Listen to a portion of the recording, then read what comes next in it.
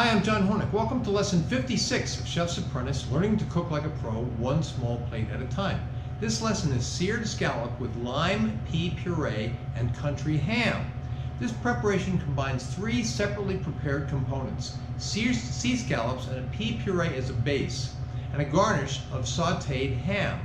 You now have the experience and expertise to bring all of these techniques and components together into one well-balanced and attractive small plate. Techniques today are chopping, zesting, marinating scallops, sweating a mirepoix, deglazing and reducing, seasoning, bringing to a boil and simmering, pureeing and keeping warm, sautéing, searing and slicing, plating, garnishing and dusting. So let's start cooking. Okay, let's talk mise en place for lesson 56. We're going to need some scallops, of course. Now, the best thing to get would be something like U8 to U10 scallops. They're the jumbos. I couldn't find those, so today we have ones that are large. These are U15s. And the description calls for 6. This is a small plate, 1 scallop for 6 people. I'm doing several plates tonight, so I'm just going to use the one of these large ones rather than one of the jumbo ones. It's up to you, though. You could serve two of the large ones per guest if you'd like. We'll also need to have about 1 tablespoon of chopped garlic. It can be more, okay? You can never have too much garlic. Also, you'll need to have about a ½ cup of olive oil. I'm just going to eyeball that. We'll need to have about 8 ounces of frozen peas. Why frozen peas? Well, if you can get fresh peas, that's great, but it's not so easy to get fresh peas. Definitely would use frozen peas over canned peas. Canned peas have a lot of sodium. And the fresh peas don't have, there's some natural sodium, but they don't have nearly as much as the canned peas would have. You need about 2 tablespoons of chopped shallots, about 1 tablespoon of chopped celery, about 1 teaspoon of chopped garlic, but again, you could have more. And we're going to need to have some additional olive oil for making the pea puree as well. Probably around 2 tablespoons. We'll be using that to sweat the mirepoix. We need to have about 1/4 cup of white wine or dry vermouth. I'm going to use dry vermouth today because I have it open and I don't have wine open.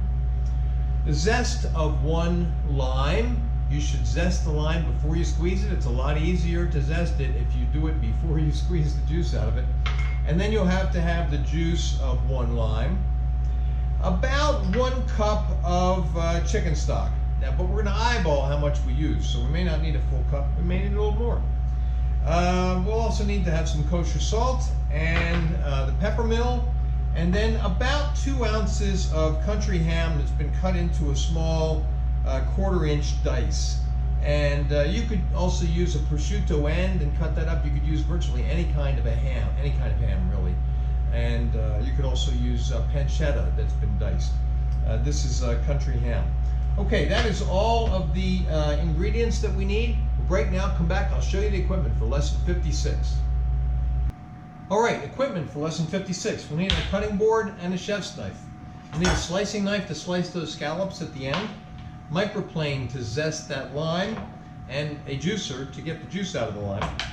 We'll also need to have a marinating container. Okay, now you could use any container at all, but I think it's best to use a container that is not much larger than the scallops. Okay, so you put the scallops in the container, it's roughly about the same size. Why? You need less olive oil that way to marinate them. Okay, so I have a container here that just holds the scallops. We'll need to have a saucepan and a wooden spoon to make the puree, and also a blender to puree it, and a strainer and a rubber spatula to push the peas through the strainer to make the puree. We need to have a skillet and also a slotted spoon to get the sautéed ham out of the pan. A pair of tongs. Now I use tongs all the time. So far I haven't really talked about using them in the course. You've probably seen me use them, because you could in many cases use a fork instead, or use your fingers instead in some instances, or a spatula. But tongs are really indispensable for you if you're going to cook like a pro. And I think it's going to be easier to saute those scallops or sear the scallops using tongs. So we're going to use tongs today. Then we'll need a plate to plate up at, I'm sorry, a spoon. This is a spoon. A spoon to plate up at the end, and of course some plates. We'll pick those later. All right, that's all the equipment. Break now. Come back and start cooking. Okay, the first thing on our prep list is to marinate the scallops. Now, scallops, you might think, well, they're pretty tender. They don't need marinating. We marinate for two reasons. One is to tenderize, one is to flavorize. These don't need tenderizing, but we are going to flavorize them. And we're going to put in enough oil that we can almost get them well coated, maybe even covered, okay? Now that's probably going to take about a half cup. I'm going to add the garlic to this marinating bowl, and then we're going to mix them up, making sure that all the scallops are well coated with the oil and the garlic. Now we don't really need to submerge these in the oil because the oil is covering them and making the garlic stick to the scallops, okay? So they are marinating in that oil. Now, if you press them down into your container, you'll probably have them almost covered anyway. And so now what we're gonna do is cover this and put it in the fridge for 2 to 3 hours. Okay, the scallops have been marinating in the fridge for 3, actually probably more like 4 hours. Now it's time to sweat the mirepoix. So we're going to put about 2 tablespoons of olive oil into the saucepan, add the shallots, add the celery, put it on medium heat, and we're going to sweat them until they are translucent.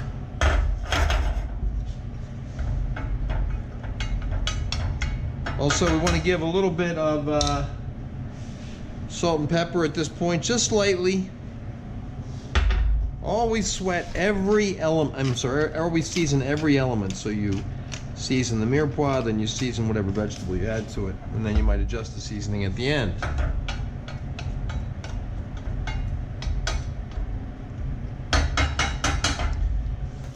Okay, the shallots and the celery look translucent. We're going to add the garlic.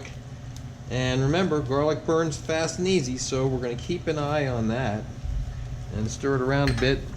Really only need to sweat it for about 30, 40 seconds, something like that.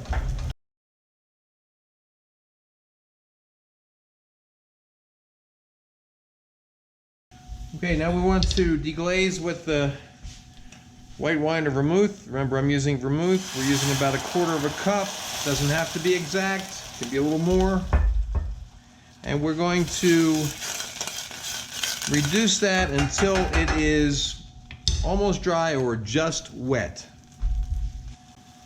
Okay, you can see that this is just wet. We're now going to add the peas.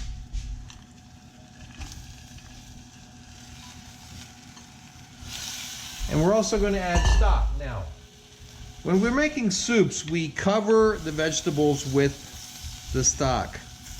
We don't want it to be soupy. We want it to be a puree, more of the thickness of, a little thicker than applesauce. So what we want to do is add stock, but not to cover them. Okay, we want to be able to see the stock down in there, and we want to see the peas kind of poking up above the stock. You can always add more to thin it. It's a lot harder to make it thicker once it's already thin, okay? So now we're going to season this lightly. Salt, freshly ground black pepper, stir it up, bring it to a boil, and then we're going to simmer it really only about 2 or 3 minutes. We want those peas to maintain their really bright green color. And it doesn't take long to cook peas. Okay, the stock is just coming to a boil. We're going to reduce the heat, let it simmer for about 2 or 3 minutes. Okay, let's puree the peas.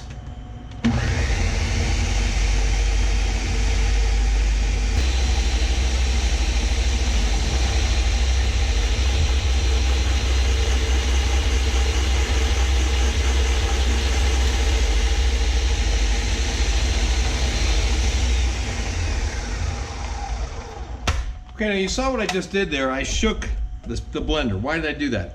Sometimes when you're pureeing something that's relatively thick, it's hard to get, sometimes it's hard to get it to catch on the blades of the blender.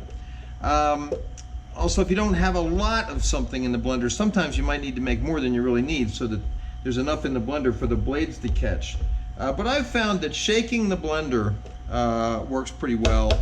Causes you to get kind of a vortex in the things that you are, in the thing that you're trying to puree. Let's do it a little bit more. Okay, looks good. Okay, now it's kind of lumpy and rough, but we're going to be running it through a strainer, so we'll be getting it nice and smooth by doing that. Okay, we're going to get rid of our blade. Get any of the puree off the blade that you can. And then bring back a clean pot. Now this is the pot that I made the cooked the peas in. I just rinsed it out. Right, we're going to put the pea puree down into the strainer. Okay, now we're going to run this through the strainer like we've done in several other lessons.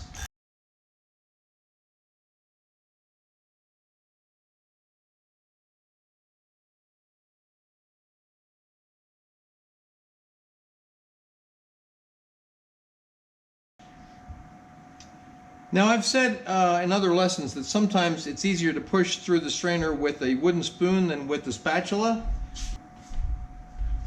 And you can see that there's a fair amount that doesn't seem to want to go through. It's really a lot of, it's kind of like the pea shells, right? And we're not going to get it all through, but I want to try to get more of it through than I was getting with the rubber spatula. So we're going to use the wooden spoon for a bit, pushing it into the bottom of the strainer.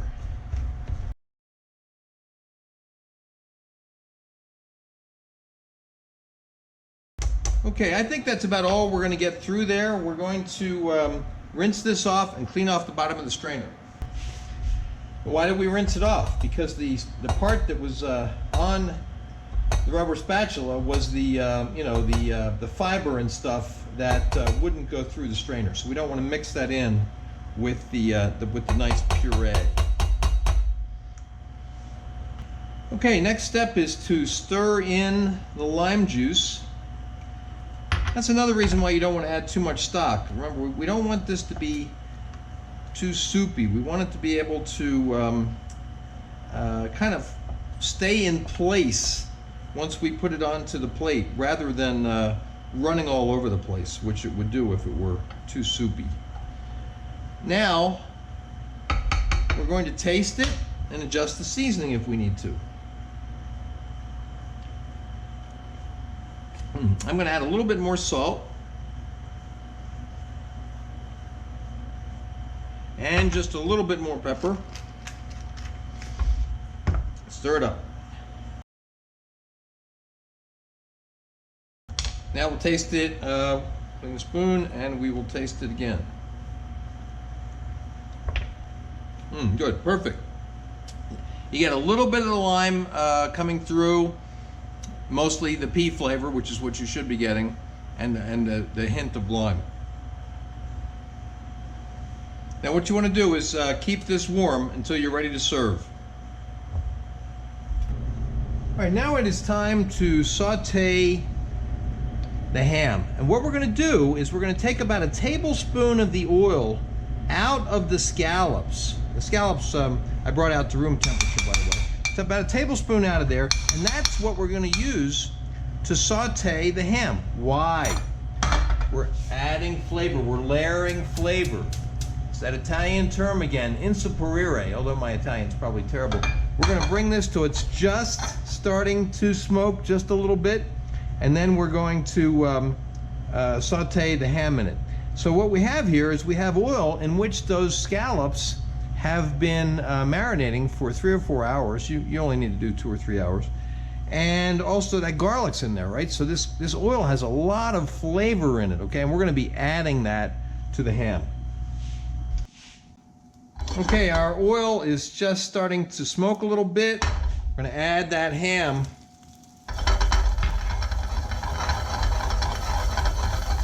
And we're just going to saute this for, about a minute.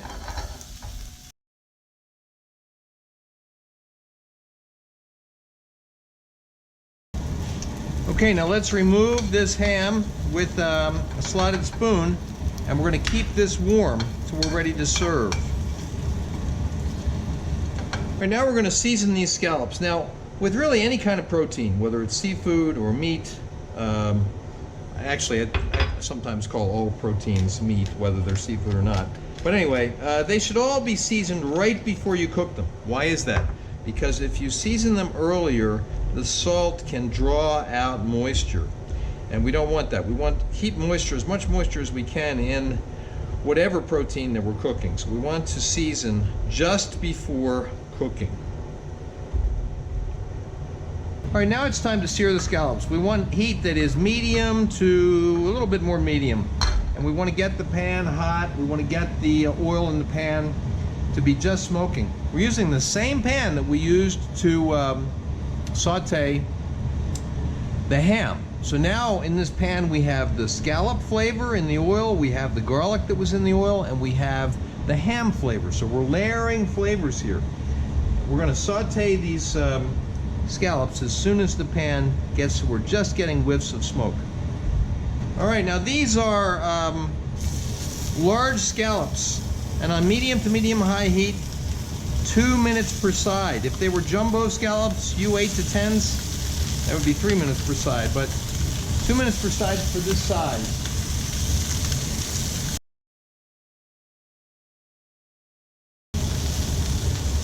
Okay, it's been 2 minutes.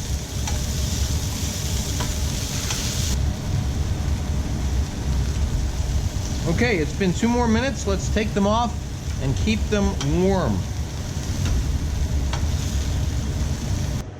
Okay, it's time to plate. I'm just going to plate 2 for the camera. So we're going to puddle a little bit of puree in the middle of the plate. You know, it's about a tablespoon roughly, but remember, you're going to have to divide it up among the number of plates that you're making. Then we want to take the scallop and cut it into 2 coins, okay? And then arrange them however you like. I like to have a cut side up and a seared side up. Then we're going to garnish them with a little bit of the ham. Remember, you're going to have to divide that ham also among the number of small plates that you're making. Camera cut off on me there. Try to keep the ham right on the scallops. Then we're going to dust with a little bit of lime zest.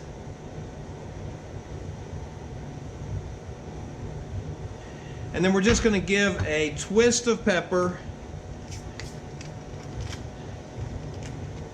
and just a few grains of salt. And there we have it. That's lesson 56, seared scallop with lime pea puree and country ham. You can see photos of the final dish at my Instagram, which is @ChefsApprentice, Cook Like a Pro. Next up is mirin black bean soup with sautéed prosciutto skewer. Please remember to subscribe to my channel, and thanks for watching.